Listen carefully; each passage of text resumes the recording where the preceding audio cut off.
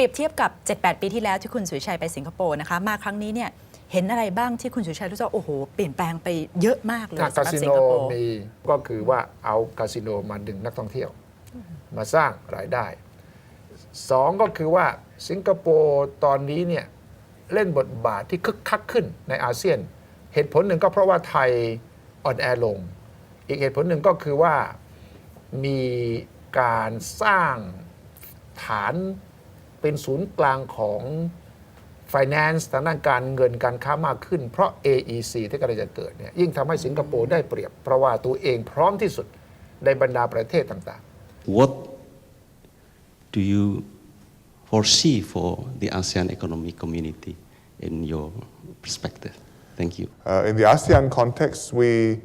have set the end of 2015 as the deadline for our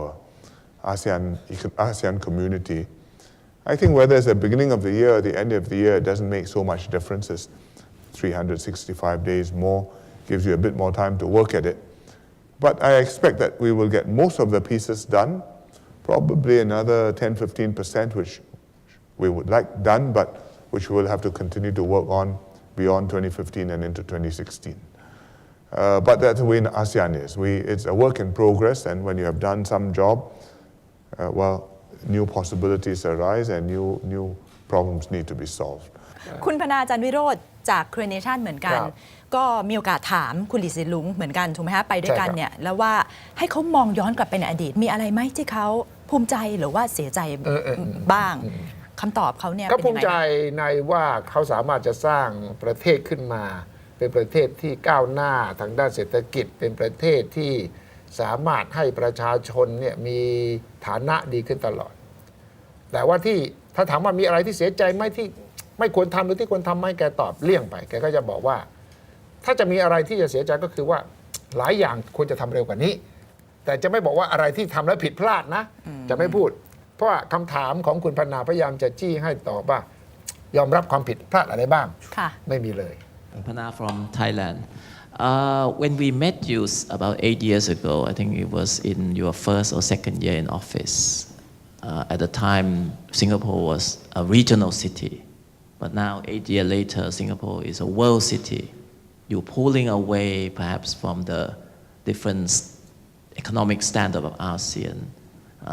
on a league of your own in a way. Are there things that you have done that exceeded your expectation? There are things that you have done that you regret that you could have done better? Or? Well, first of all, I don't think we are pulling away from the rest of the region because we have reached a level of a more developed economy and we are growing GDP 2-3% a year if we can do well. Whereas ASEAN countries, whether it's Thailand, whether it's Malaysia, whether it's Indonesia,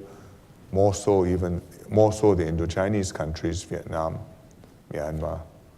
You can make 6-7%, even 8-9-10%. You are at that level. So in fact, the gap is narrowing. And your cities are able to grow very steadily and rapidly, even on top of that base, because you've got the country advancing and you are tapping on the wealth and the resources and the talent of your countries. So Bangkok, I mean, there's no reason why you should not be a very, very prosperous city. It's already a prosperous city. So I don't think that we are pulling ahead from the rest of the region. What we want to do is to progress together with the region. If you look back over the last decade, I think overall we've done economically better than we have expected, grown faster. It's partly because the winds were favorable and the markets were open, the investments came in.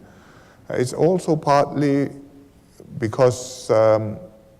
we decided that we would catch the wind when it blew and we would go with it. So we said, let's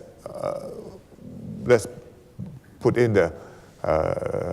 resources, let's bring in the foreign workers we need, let's grow, because tomorrow I don't know whether the opportunity will be there. Which is why today if you go around Marina South, you will see that the bay is quite developed. The IR is there, the banking and financial center is there, the other office blocks are up, there are residential buildings downtown.